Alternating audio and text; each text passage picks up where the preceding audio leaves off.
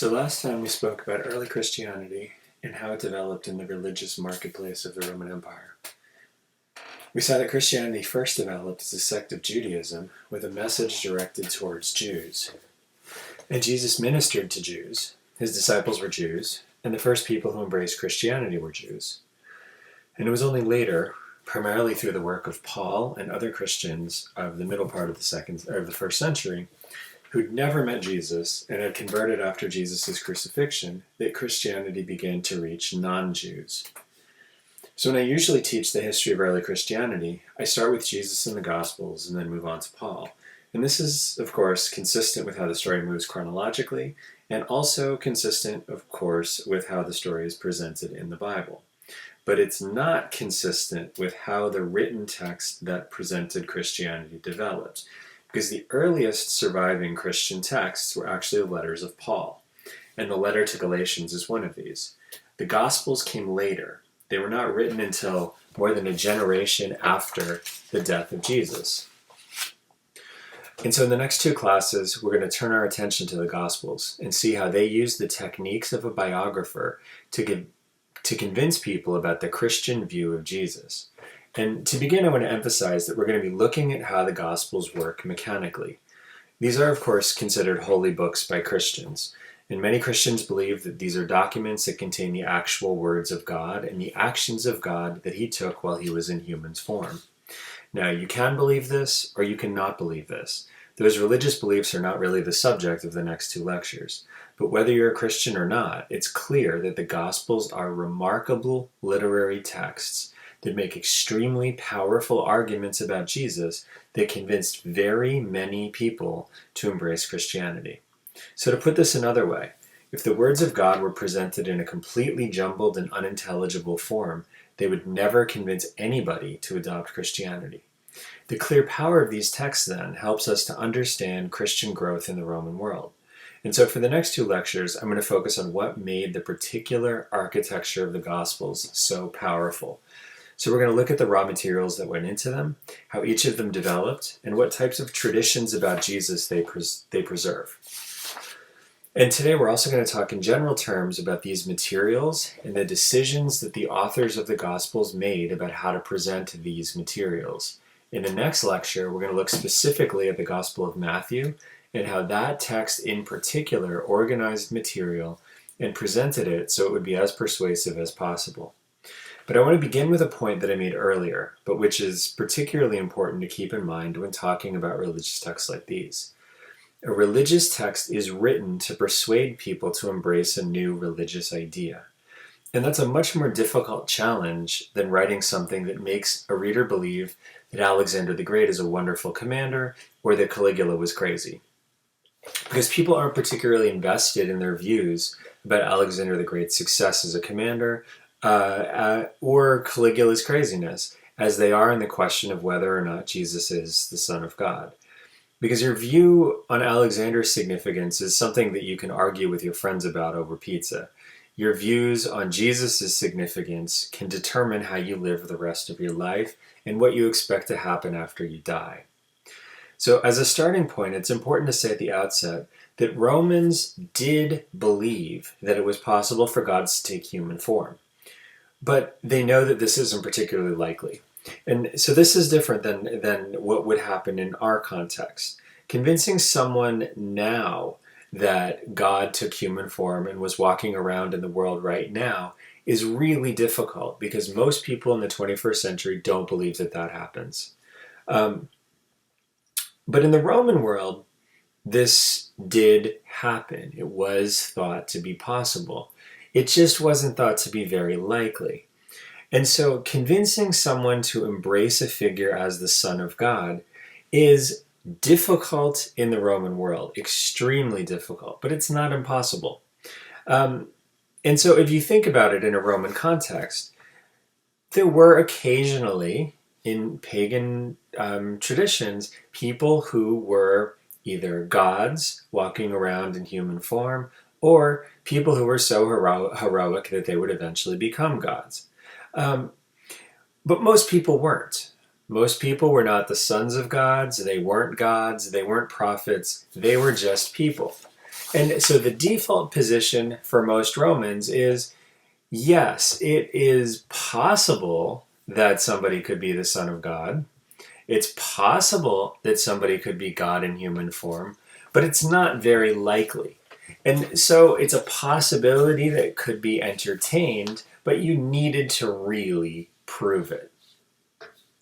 So when Lucian attacks Alexander the false prophet and argues that he's really just a con artist, people are more likely to believe Lucian than they would be if Lucian had argued that someone widely considered a con artist was actually a prophet. This is simply logical, because there are way more con artists in the world looking to make a quick buck than there are actual prophets. And so this means that if you're going to take on the really difficult burden of convincing someone that Jesus is the Son of God, you need the text to be as efficient as possible. And the text needs to do three basic things. First, it needs to convince the reader that Jesus is the Son of God. Second, once it convinces you that Jesus is the Son of God, it needs to lay out for you what message he brings to this world. And then third, the text needs to explain to you what this message means. The case needs to be clear, the audience needs to be engaged, and you can't waste time talking about extraneous things that dilute that message. Because if your audience isn't sure what you're saying, or you're saying things that don't help make your case, you won't get anyone to believe that Jesus is who you say he is. Because we have to remember, the default position a Roman is likely to take is that Jesus is not a god, he's a guy. And a text making the case that he's the Son of God then has a lot of work to do and a lot of doubts to overcome. And this is why the earliest Gospels take the form of a biography. Because as we've seen, biographies are a natural literary vehicle that can be used to make the case that a person has a particular type of identity. So an audience who picks up a biography knows that it's going to tell you who the person is and what sort of parentage he has. They will have seen other texts that argue that someone is the Son of God. And they'll also know that the text will tell you what a holy figure taught. And they know, again, that the text will tell you what sort of marvelous things this person was able to do because of his parentage and because of his teaching. And so the audience will then pick up the text expecting to read exactly the sort of argument that's made in the Gospels. So the task of the author then becomes much clearer, because he doesn't have to invent a structure within which he can make his argument that Jesus is divine and his teaching mattered and that it can be applied to the world. He simply has to plug materials about Jesus into the biographical blueprint and make his case. But there's another decision that's taken by the writers of the Gospels that made their task of persuading people to accept the teaching of Jesus that much easier. And this was the choice of language in which they wrote. So this is our nice map of the Roman world in the first century. And again, if you remember, there is a line right through the middle of it that separates the East from the West.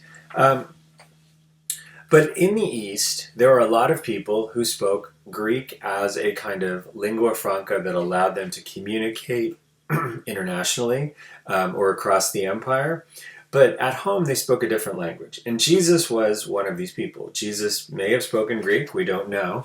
But Jesus was a Palestinian Jew from Nazareth. And the language that he spoke growing up and throughout much of his life was Aramaic. And when he preached in Aramaic. His disciples spoke Aramaic.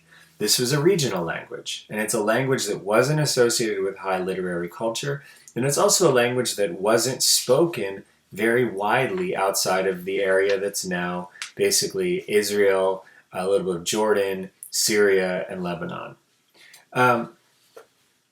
And so when preaching to Jews in Judea, Jesus and his disciples used Aramaic.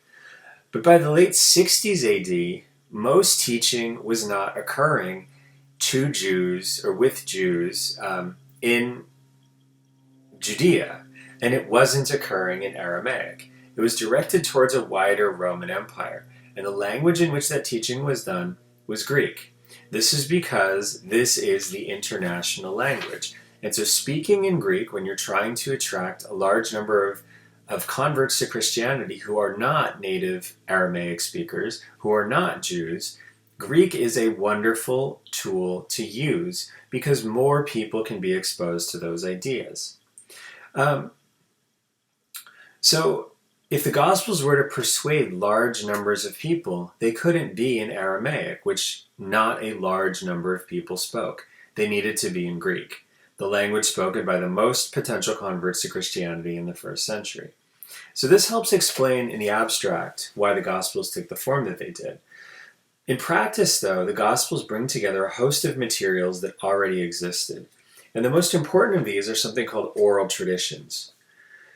Now, oral traditions are stories or anecdotes or other things that a specific community passes along in oral form from person to person and generation to generation.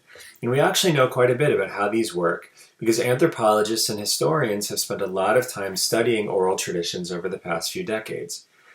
These oral traditions are retold so often because they form a sort of glue that binds together a religious, ethnic, or political community. And these things, they happen now. But to give one quick example of how this worked from antiquity, the Platonic Academy, after the death of Plato, billed itself as the place that could reform the moral character of even the most dissolute person. So in the Academy, we know that the story that was told that advertised this identity was a story told about a man named Polemo, a party boy who sat in on one of the lectures going on in the Academy as kind of a joke. But while he listened, he was converted from a completely dissolute youth into one of the most serious students of philosophy. So Diogenes Laertius, who we met a few weeks ago, he introduces it this way. So he says, Polemo, when he was young, he was so very intemperate and profligate that he used to always carry money about with him to procure the instant gratification of his passions. And he used also to hide money in the narrow alleyways for this purpose.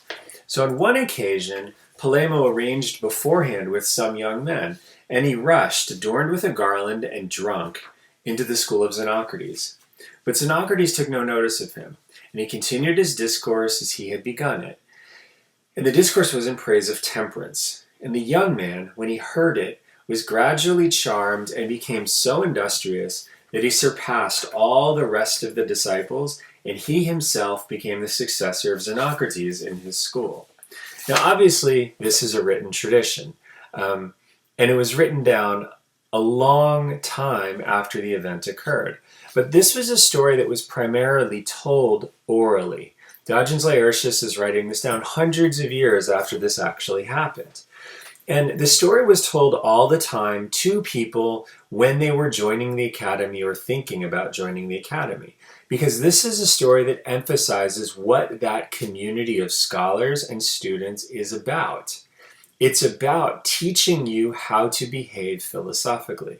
And Polemo's radical conversion from somebody who is completely out of control to somebody who is completely temperate and industrious, this advertises the power of Platonic philosophy. Now, earliest Christians, like members of the Academy, frequently told stories like these to get people to understand what membership in a Christian community was all about. And not surprisingly, many of the oral traditions they told involved Jesus. These stories circulated during his life, they spread among his disciples, and then they spread to others in the community. And sometimes they involved Jesus doing memorable things, and at other times, they simply repeated his words in ways that helped people understand what it meant to be a part of the Christian community. So to give one quick example, Matthew chapter 12, 46 through 50 says this: When Jesus was speaking to the crowds, his mother and brothers were standing outside, wanting to speak to him. Somebody told Jesus, "Look, your mother and your brothers are standing outside, waiting to speak to you." But to this one who had told him this, Jesus replied, "Who is my mother and who are my brothers?" And pointing to the disciples, he said, "Here are my mother and my brothers. For whoever does the will of my Father in heaven is my brother and sister and mother." Now, there's a few things about this that suggest that this probably originally was circulating in oral form. First of all, you can see the diction, the word choice, the patterning in here is all very repetitious. This is a very easy passage to remember, and that's something that is in some ways typical of oral traditions. When you were looking at Homer, you saw that there are aspects of Homeric poetry that have these kind of repetitious elements so that they can be performed orally. The other thing that we have here is that this is a tradition or a story that very clearly does have elements that suggest it's circulated orally, but it also has a very clear implication for what it means to be part of the Christian community. Because what Jesus is saying here, of course, is that everyone who belongs to this community and obeys the teachings of Jesus and God is part of that community and is equal to his mother and brother and sisters as a member of his family. It's a family that is a spiritual family, a family that's brought together by its service and its adherence to the teaching of God. And this story was then repeated because, first of all, it was memorable, but then second, it defined for Christians what their community was all about. It defined for them that as Christians, they belonged to the family of Christ. And it used the figure of Jesus then to help them understand what it meant to be a Christian and how Christians were to understand their relationships with each other. So oral traditions like this are how Christians first created a type of literature that defined their community. But of course, there are real limits to what an oral tradition can achieve, because an oral tradition has to be transmitted by people. It has to occur in conversation, and for the oral tradition to actually have meaning, it has to occur in a conversation that in some way is elevating the importance of what's being said, so that somebody understands this is one of the building blocks that helps you feel like you belong to the Christian community. Now, the problem with an oral tradition like that is it has to spread in a conversation between two people. And so what that usually means is, of course, two people have to be together in the same space. And this slows down the spread of these ideas. But another problem that we have is that oral traditions evolve as the nature of the community changes. So oral traditions, we have to understand, are kind of living texts. Meaning that as the community changes, the things that it is interested in emphasizing also change. So an oral tradition that once focused on brotherhood in a time of peace might gradually shift to focus on something like the afterlife in a time of persecution. But there's another issue too, and this is that different people can twist oral traditions in different ways.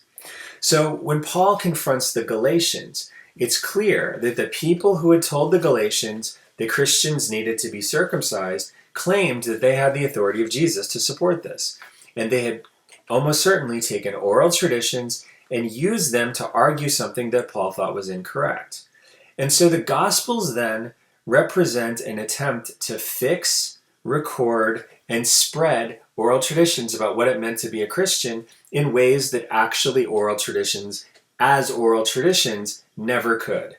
And a way to maybe think about this is the teachers, some of the teachers that we see in the very earliest period of Christianity, people like Peter and Paul, they were incredibly dynamic and charismatic people. If Paul were to come into your house, you would be transfixed by the sorts of things he was saying, and you would be very inclined to listen to the ideas that he was presenting to you. But not all Christians had that power.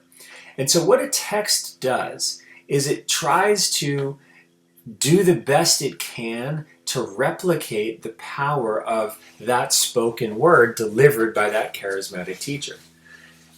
It can never measure up to the experience of listening to Paul. But because it's precise, because it preserves the traditions as they were originally circulating, and because it doesn't change and it is not subject to change, an oral tradition is in many ways better than most of what Christian teachers were able to present in the first century. I mean, a text is better than most of what Christian teachers could present in the first century. It's worse than Paul, but it's better than probably 95% of the people walking around trying to teach about Christianity, because its traditions go back to Jesus. The text is fixed and not open to misinterpretation, and the stories are good. And so the Gospels then represent this attempt to kind of control the legacy of Jesus, prevent people from distorting it, and enable people who may not have access to a super charismatic teacher to access the ideas that make Christianity important. So this process we see starting sometime between 64 and 70 AD. And the earliest gospel that we have is the Gospel of Mark. Now, this is a text that's usually dated between 64 and 70, so after the Great Fire of Rome and the first persecution of Christians by Nero, but before the destruction of the temple in Jerusalem. As early as the 100s AD, this gospel was attributed to a man named John Mark, a Jew who traveled with Paul on his first missionary journey. And as with everything connected with the New Testament, there have been doubts raised about this. But there's basically not any great reason to doubt it, because John Mark is basically a nobody. Aside from writing the Gospels, he's not important. He's not one of the disciples. He never met Jesus. He has no real claim to any kind of great authority in the Christian tradition. Now, people did frequently forge works in the names of early Christians, but the people they choose to forge works in the name of are important people. People like Peter or Paul, or in one super interesting case, Judas. But people whose names are well known enough that you would say, I really want to hear what this person has to say about Jesus. Like, I really want to know what Judas's take on this whole Jesus thing was. If you were to forge a work about Jesus, John Mark would be a really odd person to claim as the pretend author of that work, because he's a nobody. He's not important. He's not the sort of figure who you would be interested to hear what he says about Jesus, because he doesn't have any very strong connection to Jesus at all. And so on balance, if the traditions from a very early date say that the Gospel of Mark was written by Mark, we probably should accept it. Now, the Gospel is, of course, originally written in Greek, but it's pretty terrible Greek. The Greek is very basic. It's not very literary. Now, later Gospels, like the Gospel of John, are actually very elegant compositions. Mark is not. If John is New York Times, Mark is like Scholastic News. It is just the basics. And Mark's material comes from a range of sources. Some of it comes from those Aramaic oral traditions that had been circulating about Jesus since his ministry began. And some of the clumsiness of the Greek in Mark's gospel may in fact be due to his attempt to kind of follow the flow of an Aramaic original tradition. Other parts of the text seem to have come from stories that were told to Mark directly by the Apostle Peter. So Mark's account of the crucifixion seems to depend on a third source. It's perhaps an earlier written account of Jesus' death that has been lost, but it's difficult to trace. But the organization of the text is pretty clear and straightforward. It begins with John the Baptist, then it talks about his baptism of Jesus and the devil's temptation of Christ in the desert. And this is in a way the education of Jesus, with the temptation representing that kind of dramatic moment, like when Pythagoras could predict the number of fish. It's the dramatic moment when it becomes clear that Christ has reached his maturity as a teacher. And then, as you would expect, comes the ministry of Jesus. So at Mark 8:27, the text shifts again with Peter's recognition of Jesus as the Messiah. And the text then develops the idea that Jesus must suffer, die, and be resurrected. This leads to a discussion of the Last Supper, which is defined as a fulfillment of Old Testament prophecy. And then the text progresses to Jesus' crucifixion and his resurrection. But strangely, there's an abrupt ending at 16:8. And most of the earliest manuscripts of the Gospel of Mark just cut off there. In later manuscripts, someone has added 12 verses. But this is clearly by a different author. The style doesn't match, the vocabulary doesn't match particularly well, and it doesn't appear in the earliest surviving manuscripts. And so this is clearly an extra sort of component put on the text. But this then is the earliest biography of Jesus. And even in this text, we can already see the form of a biography being adapted to profile the life of Christ, but we can also see that it's perhaps not as well adapted as it could be. Now, probably around the same time that Mark began work on the gospel, another treatment of Jesus' life appeared. Now, this is a mysterious text, the shape and form of which we can't really determine. It's something called Q, an abbreviation for the German word Quellen, and Quellen simply means source. And this is more or less what Q represents. So in the later 19th and early 20th century, German scholars began picking systematically through the Gospels to try to do a source critique and figure out where the materials that make up the Gospels actually come from. They very quickly realized that all of the Gospels seemed to have made use of Mark, which led them to believe that Mark was the earliest Gospel. They also noticed, though, that the Gospels of Matthew and Luke had a whole lot of common material that didn't appear in Mark. And this led them to propose that both Matthew and Luke used a common source that is now lost. And this was the source that they called Q. Now, based upon the stories that Luke and Matthew both contain but Mark does not, they reconstructed a set of materials that were once in Q. And these are oral traditions. But unlike the Aramaic oral traditions that it seems Mark used, the oral traditions in Q were in Greek. And we can tell this because Luke and Matthew both often use the same wording for them, and sometimes even the same word order. So they clearly are, in a sense, copying off of this common source. Now, it's not clear if Q was a full biography of Jesus or if it was just an assembly of stories. We don't have the text, we just have these pieces.